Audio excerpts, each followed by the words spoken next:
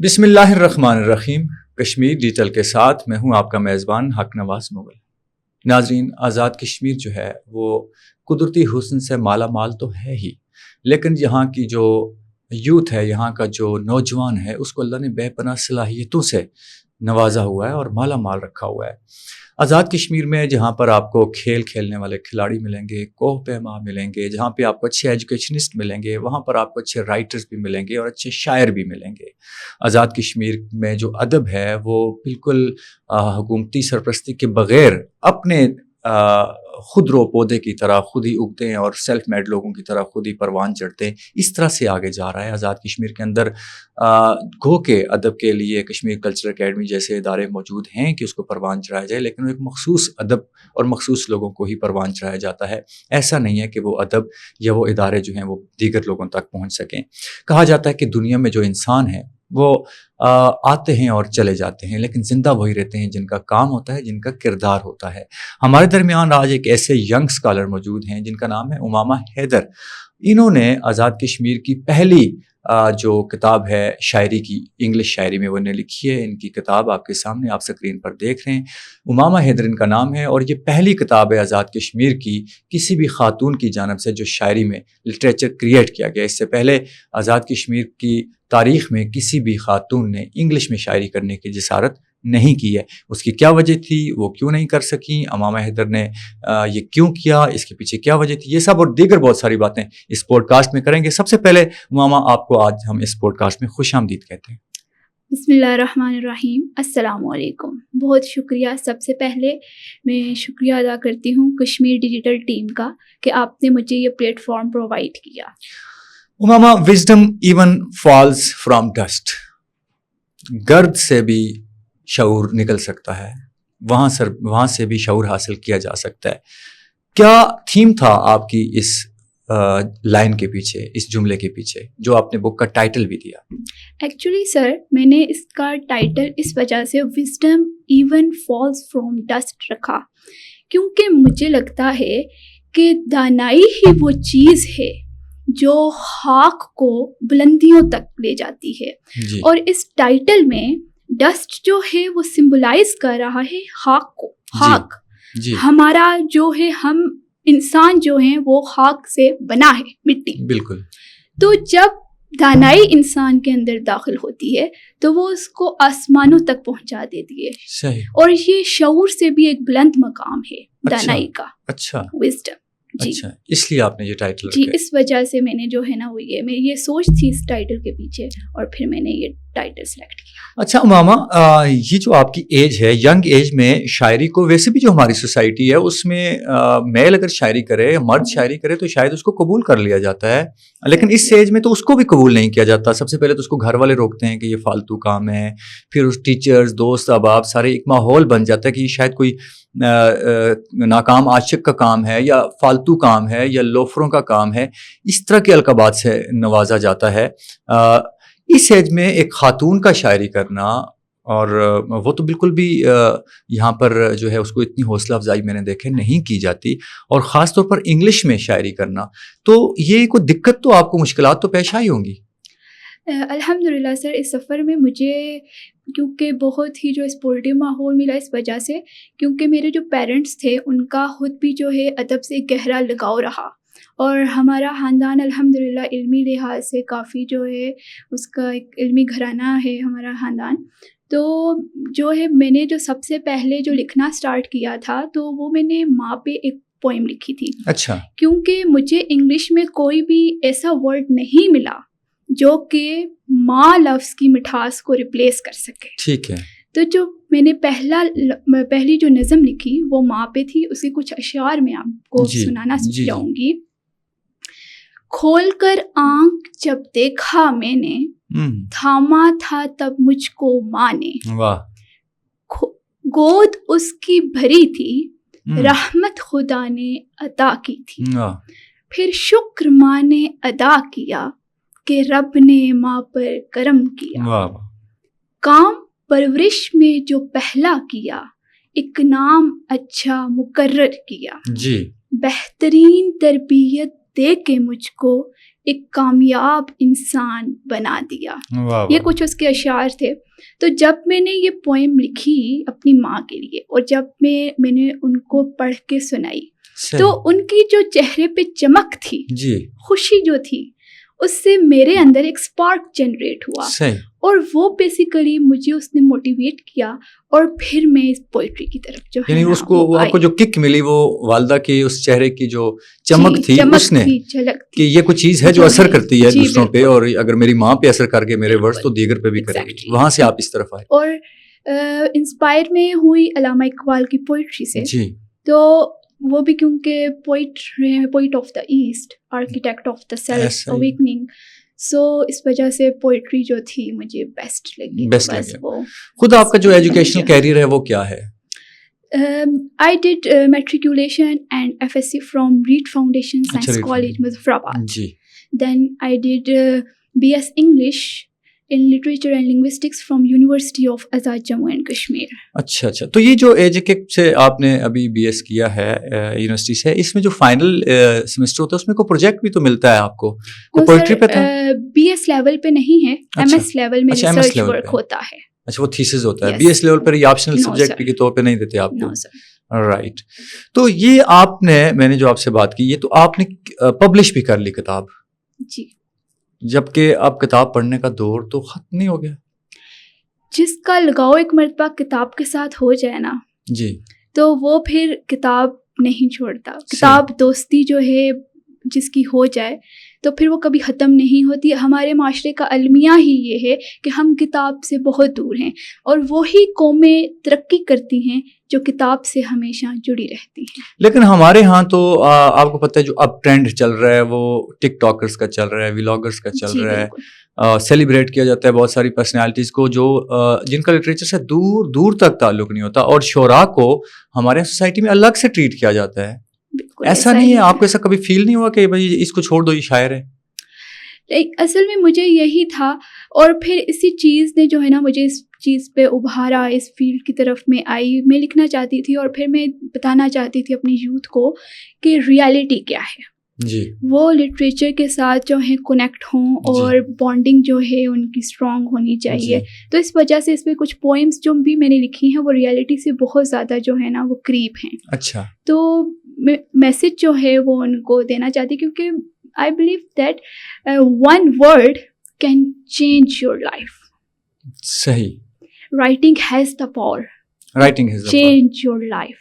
Change your life. لیکن میں آپ سے جو آپ سے میں نے سوال پوچھنا چاہ رہا تھا وہ یہ تھا کہ یہ آپ نے wisdom even falls from dust. اب یہ آپ نے ایک وزڈم کی بات یہاں پر کر تو دی ہے, میں یہ کہتا ہوں کہ آپ نے کس سوسائٹی میں وزڈم کی بات کی ہے, کہ آپ کو لگتا ہے کہ آپ کی سوسائٹی میں وزڈم ہے؟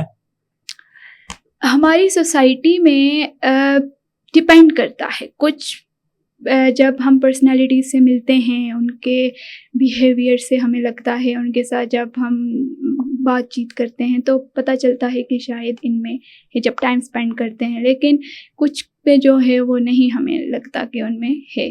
تو جو لیک آف وزڈم ہے اس کو امپروو کرنے کے لیے جو ہے نا میں نے کچھ ورڈز آپ نے خرچہ کر دیا. آپ کو پتہ ہے بک آج کل سب سے مہنگا کام بک پبلش کرنا ہے. یہ مفت میں تو پبلش نہیں ہوتی, اس پہ پیسہ لگتا ہے. تو آپ نے پیسہ بھی لگایا, پیسہ آپ نے خود کمایا یا والدین کا لگایا؟ پیسہ میں نے خود کمایا, خود کما کے لگایا, جاب کی, اور جو ارننگ میری ہوئی اس سے آپ نے بک پبلش کی جو ہے نا وہ اسپینڈ کی. ہاں, لڑکیاں تو جاب کر کے پیسے جمع کر کے جہیز جمع کرتی ہیں. شوق کی بات ہے. جب آپ کو رائٹنگ سے جو ہے وہ شوق ہو جائے تو پھر شوق کا کوئی انمول نہیں ہے. ٹھیک ہے. تو پیرنٹس یہی تو وزڈم ہے نا, آپ کو یہی تو شعور اور دانائی سکھاتی ہے کہ آپ کو کس ڈائریکشن میں جانا ہے. والدین کی آپ نے بات کی ہے, والدین آپ کے کیا کرتے ہیں؟ میرے جو فادر ہیں وہ گورنمنٹ پروفیسر ریٹائر ہوئے ہیں ڈگری کالج بوائز مظفر آباد سے, پی ایچ ڈی ان باٹنی, ہی ڈڈ پی ایچ ڈی ان باٹنی. اور کیا نام ہے؟ ڈاکٹر اشفاق. اچھا, ڈاکٹر اشفاق صاحب کی بیٹی ہیں. اچھا. اور انہوں نے خود بھی جو ہے وہ 5 بکس لکھی ہیں.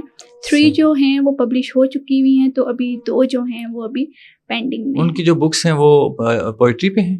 نہیں, ان کی مکس پوئٹری پہ نہیں ہیں, سفر نامے ہیں, کچھ ذخیرہ معلومات ہے. صحیح. اور اس طرح زلزلے پہ ایک انہوں نے لکھی ہوئی ہے. اچھا. تو نثر ہے. تو والدہ بھی رائٹر والدہ نہیں، میری والدہ رائٹر نہیں ہے. میری والدہ نے النور ماڈل اسکول میں 22 ایئرس پڑھایا اور پھر کووڈ کے بعد جو ہے انہوں نے وہ جاب ٹیچر چھوڑ ہیں. دی. جی ٹیچر ہیں. آپ کیا سمجھتی ہیں کہ یہ آپ کو والد صاحب کی طرف سے ڈی این اے میں یہ ملا ہے آپ کو رائٹنگ؟ جی جینز میں ہے وہ یا ملی ہے اور گاڈ گفٹڈ بھی ہے. گاڈ گفٹڈ بھی ہے، دونوں آپ کے اس میں ہیں. یعنی والد صاحب کی جانب سے بھی آپ کے پاس ہے اور آپ کے پاس گاڈ گفٹڈ بھی ہے. اگر آپ رائٹر نہ ہوتی، اگر میں رائٹر نہ ہوتی تو میں اچھی انسان ہوتی. آپ اچھی انسان نہیں ہیں؟ اچھی انسان بھی ہوں، لیکن اگر میں اچھی انسان ہوں تبھی آئی تھنک میں رائٹر بھی ہوں. لیکن آپ نے کہا کہ اگر میں رائٹر ہوتی میں اچھی انسان، اور یہ وہی جملہ میں آپ کو کہہ رہا تھا کہ لوگ شاعروں کو اچھا نہیں سمجھتے. اس میں جو ہے وہ ہے، لیکن اگر میں رائٹر نہ ہوتی تو ایک کامن مین ہوتی، کامن گرل، ایک عام انسان ہوتی. میں بھی پیسے جمع کرتی، پارٹیز کرتی، میں بھی اپنا ساز و سامان خریدتی. Actually sir I wanted to work on self discovery. Okay. The purpose of my research is, کیونکہ مجھے یہ ہے کہ دیکھیں اس دنیا میں کوئی بھی چیز جو ہے نا وہ بغیر مقصد کے نہیں پیدا کی گئی.